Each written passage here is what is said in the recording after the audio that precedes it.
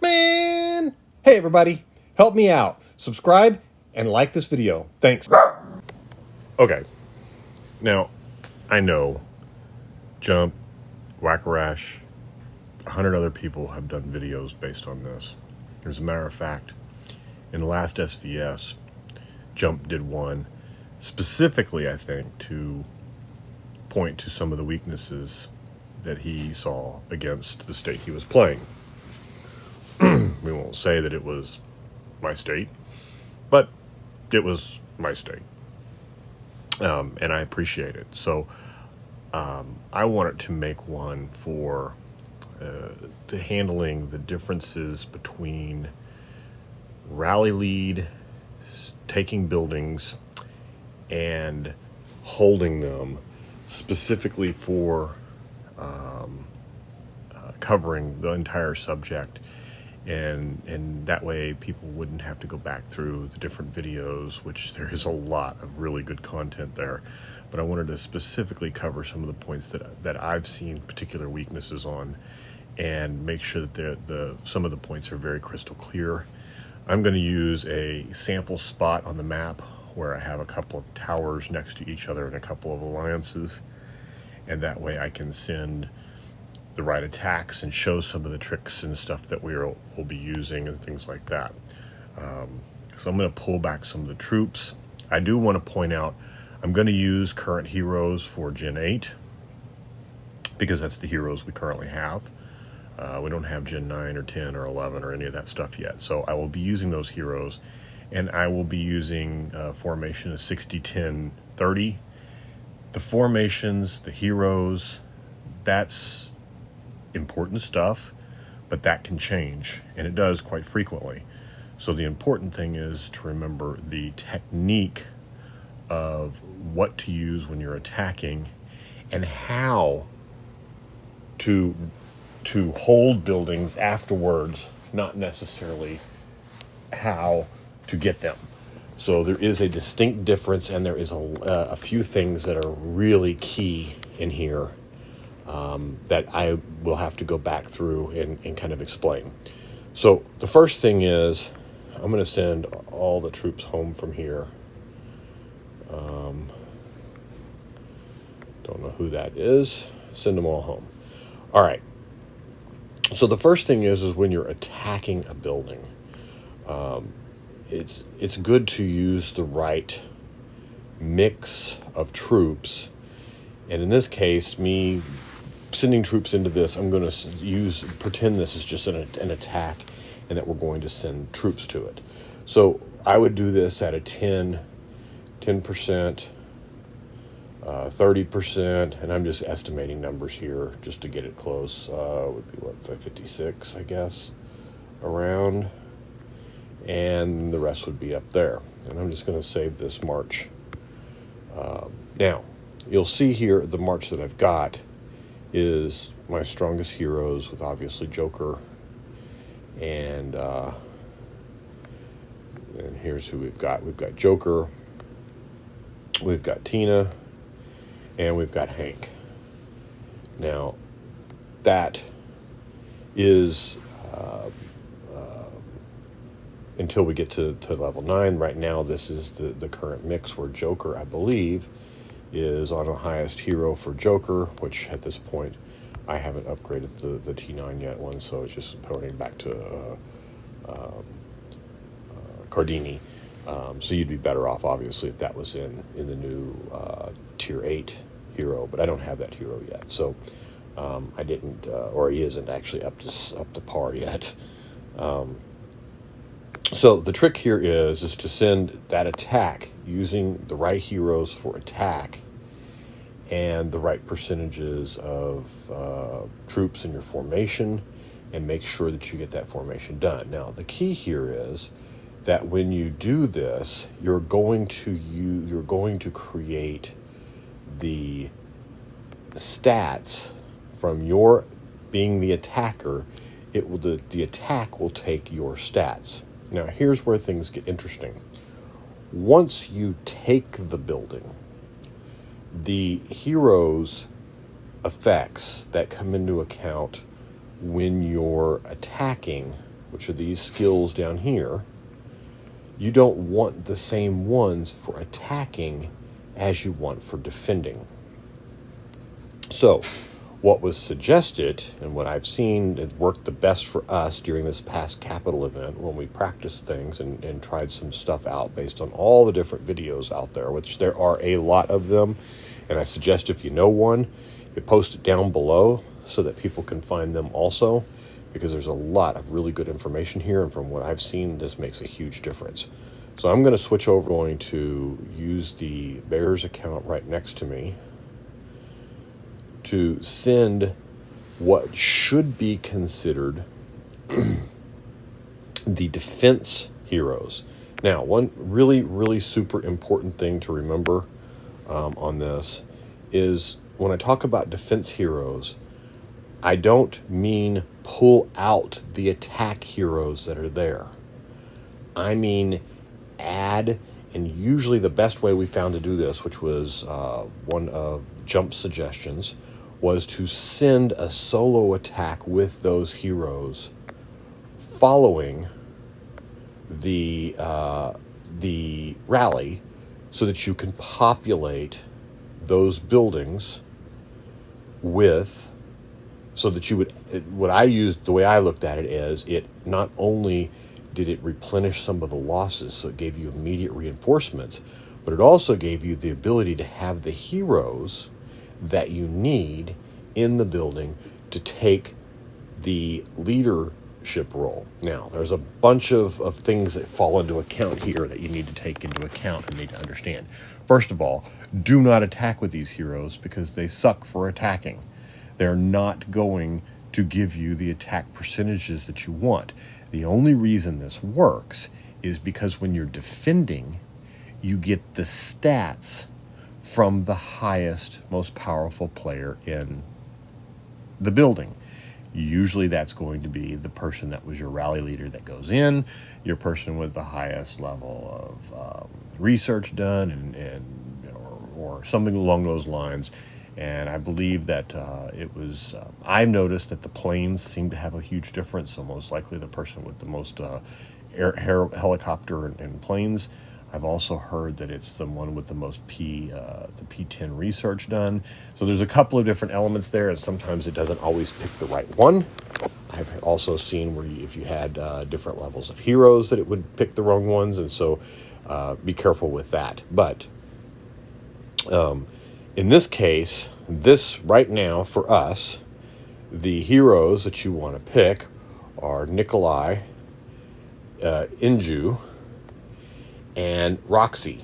Now, really one of the important things to remember also is Roxy needs about 30% of her troops, the hunter troops, in order to make her effects very good. So the 60, 10, 30 is very important that the 30 is correct. It's also very important that the 60 is correct. So you need to make sure that both of those numbers don't come up short, and that you're adjusting for those players that are kicking those players that are sending wrong formations and stuff. But in this case, this person would follow behind with the, let's go 10, which is 18. And we'll go 56. And the rest goes here, which should put it at 60. And we're going to save this just so we have it for other discussions here in a little bit. All right. So he would march behind that. Now, what I did is I timed it to where when the rally left, I knew the times and I knew exactly how long it was going to be there. Let's say it's a 2-minute march, or if it's a 2-minute march, then I would time the solo to know when I needed to leave to get there a few seconds later. That way, as soon as that rally hits and takes the building, you then populate with this set of troops also, which gives you additional reinforcements, is what it normally would look like. Now, what's important to note is that once those troops take the building, it is very easy for that player, if he is a R4, to go into that building and say, I want to be the leader. And when he takes the leadership, at this point, the heroes attached to that came from Matman would give the stats, and the heroes attached to Bears, which is the leader, would then have the skills. The skills on these troops are the ones that have been redone recently, and that's what we're after. The stats, you do not want this guy to leave, because if he does, so does the stats. Now, there are a few tricks here that need to be done. And to demonstrate some of them, I'm going to switch back to the map. I'm going to take Matman's farm and simulate a rally against that building. Okay, so I'm going to simulate a rally against this building. Oops, first, before I do that, I need to switch to little Matman here. All right, so now I am going to take little Matman, and I am going to simulate a rally. He is in this alliance here, the Fun Alliance, and I am going to simulate a rally against the AOG tower here. So set it for 1 hour so that we have plenty of time. 1 troop each so that we can sit it out. Okay, so now once that's started, if you are in as Matman, you have all the benefits of being the leader of that tower or the leader of that building, and you get to see all the warning notices, you get to see what's incoming, what reinforcements are on the way, and all that kind of stuff. But if you are not the leader of that building, you don't get to see any of that. So once you're the leader, you can go see over here, 59 minutes, I have a rally coming in, and I can easily get to them. Now, as this other leader, he has the need to manage, whoops, what am I doing here? He will need to manage this building, and the rally leader can go on to setting up Ghost, is what I was doing, so that Matman could set up a Ghost to handle that same building. I would have the secondary account take care of managing the building itself. Just as when Jump was explaining it, that was what he was doing also. I think he was having one of his players take the building, and then he would manage it in there. So, at this point, if I'm here, now we have to remember, Matman's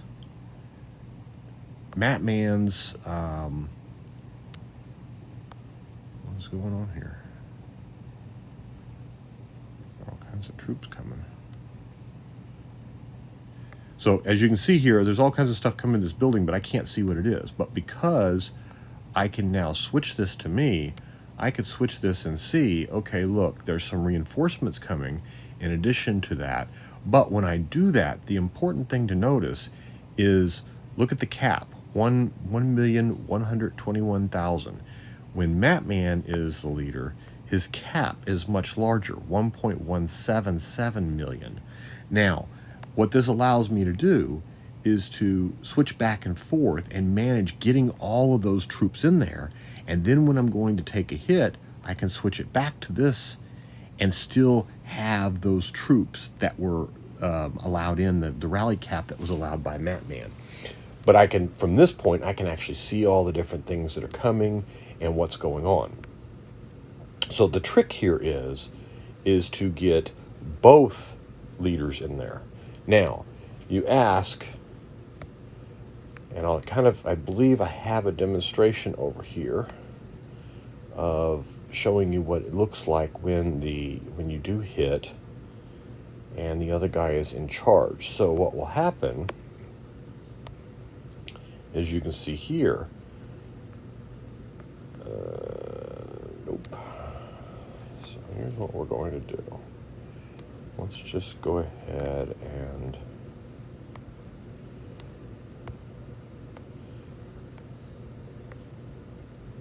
send one over so we can see it. So when they hit, you'll notice that the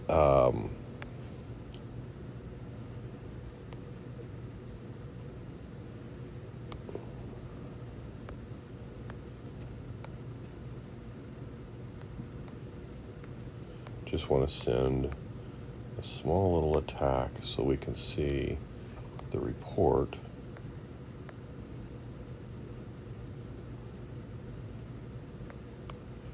I'm going to switch back to this account. This is not easy on one screen, but I need to show it to you on one screen so that you can see what I'm doing and what each of these players would be doing.